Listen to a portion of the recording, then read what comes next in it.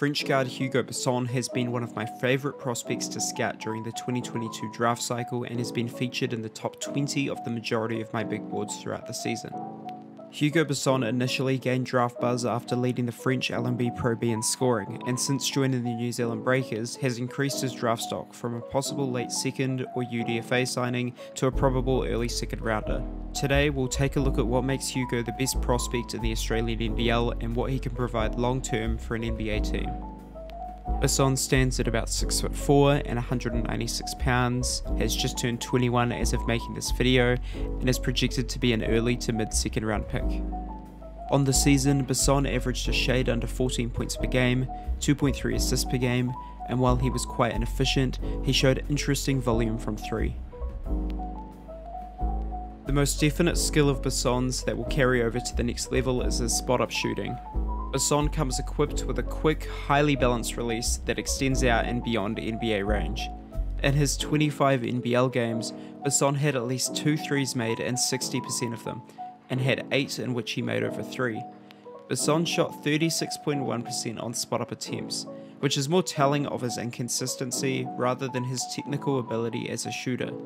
He also shot 45% on handoff plays, although on lower volume. On top of that, there are some signs of successful movement shooting, but he wasn't used as a movement shooter often for New Zealand.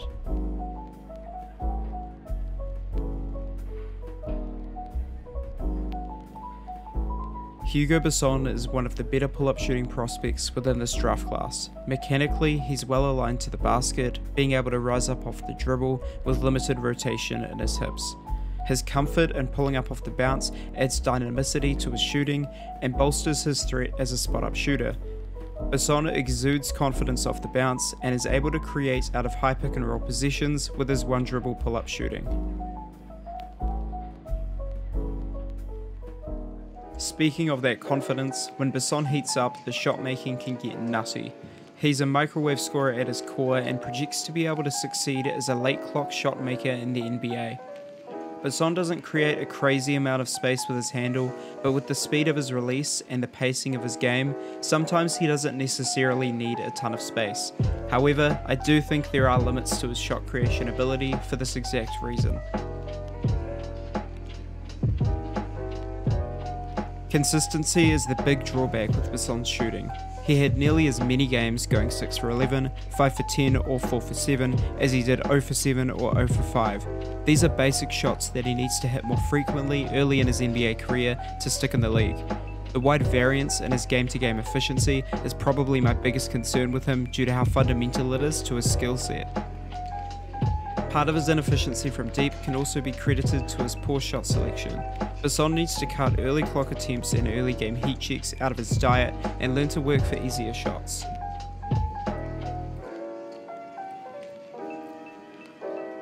At the rim, Besson shot just 46.8%, which is a very discouraging conversion rate for even a guard.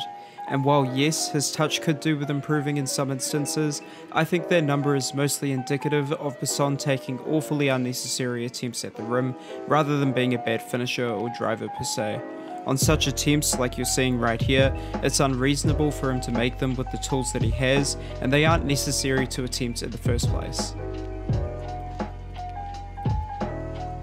Some of these rim attempts should have just been kickouts or opportunities for ball reversals. The dexterity and craft of his finishing doesn't line up with his rim percentage, making Besson's eye test pretty crucial to his evaluation.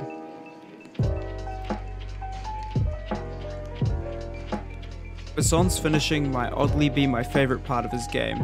He is able to get downhill with decent burst off rip, and he has great footwork off the catch. He's capable of jumping off of either foot or 2 if need be, with no outstanding athletic difference. Besson deals with contact with finishing incredibly well for someone who isn't exactly physically imposing. Besson seeks out contact downhill to limit the verticality of opposing bigs and has excellent body control in doing so, and also extending toward the rim at different angles.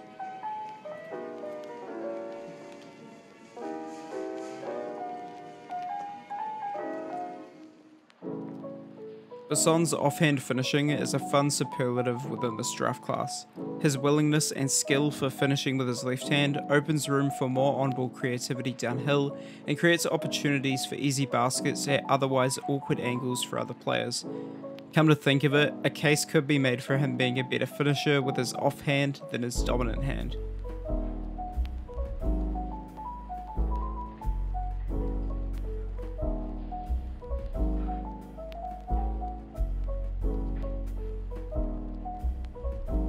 The final key to unpacking Besson's finishing is his floater game, and man is it nice. I'd say the title for best floater in the class, at least among first round caliber prospects, is a competition between him and Dyson Daniels. Besson uses floaters out of pick and roll positions rather frequently, and in place of mid-range pull-ups, which tends to work for him as his floater extends out to the free throw line, presenting an interesting challenge for drop defenders. The touch on these floaters and some of the crafty finishes I showed earlier are why I'm not sold on him being an outright statistically bad finisher long term. As a ball handler, Besson is at his best in the pick and roll and gradually improved in this area throughout the season. In the second half of the season, Besson showed a patience handling the ball that he didn't have earlier, and this allowed him to make the most of having an excellent pick and roll partner like Yanni Wetzel, who was the Breakers' main source of rim pressure. Besson's ambidexterity shines in his pocket passes, where he can comfortably make plays going either way, both finishing and feeding.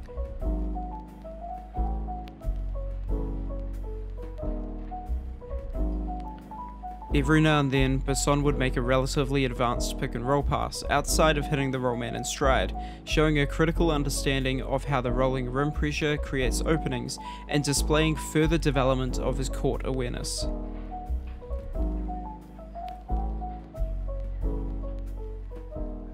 Overall, Besson further cemented what he showed in France with St. Quentin, being at least a competent secondary playmaker, pretty capable of executing on skip passes, kickouts, drop-offs, and other basic guard reads that keep the offense flowing.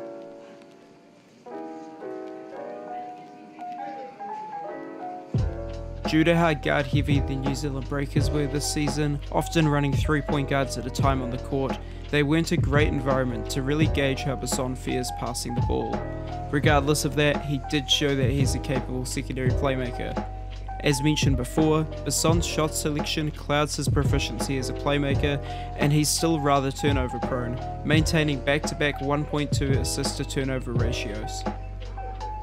In terms of Besson's defense, there isn't much interesting to say. The only major hang-up is that he tends to foul on the ball a little too often due to not extending his arms when containing drives. Other than that, he's passable in terms of effort and technique. Statistically, he seems awful, but it's hard to look statistically good when the team defense is as bad as the Breakers were this season. On the technical side of things, Besson is rather neutral. If anything, he'll be a slight negative due to being athletically outplayed, but neutral or negative defender, Besson's offense will dictate whether he's 6th in the league or not. To get anywhere in the NBA, Besson needs to improve his consistency as a spot-up threat. That will be the pathway to cracking an NBA rotation, and from that point on, the other aspects of Besson's game will start to become increasingly more valuable for an NBA team to invest in. Besson has the technical skills to be one of the better shooters from this class, and also has elements to his game which complement his fundamental purpose as a shooter.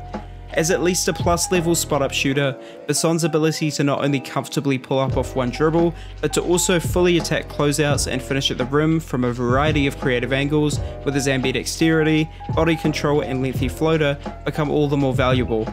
The fruition of his finishing beyond its current inefficient state relies on his decision making being fine-tuned, which may be more of a tall order for some due to him having just turned 21.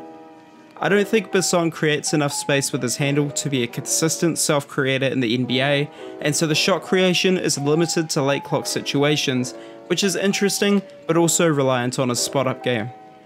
Besson's early career role will likely play a larger role in shaping his eventual positional outcome as a 1 or a 2. Right now, Besson has the capability to run as a secondary ball handler, specializing in pick and roll play, but there is still a chance of him being molded into a point guard. I wouldn't bet on it though. Defensively, Besson will ideally defend the worst offensive player of the opposing backcourt, limiting how often he is being played at the point of attack. I don't think he'll ever be a positive on defense, but I also find it hard to see his defense being so poor that you wouldn't play him, since most of the issues are either athletic based or easily fixed. Overall, Besson has a game that could pop if the efficiency is to improve, because the technical aspects of his inefficient areas are advanced beyond that of what his statistics show for, and I like the odds of him correcting the inconsistencies in his scoring game and returning top 20 value in this draft class. I appreciate all the support and positivity I've been getting on that first video on Ariel Hakpori, so go check that one out if you haven't already. Next week, or hopefully next week, I'll be uploading an Usman Jing scouting report video, which kind of completes the trio or the big three of NBL prospects. And yeah, if you enjoy this sort of stuff, make sure you give my Twitter a follow at QKHoops, and stay tuned for that next scouting report.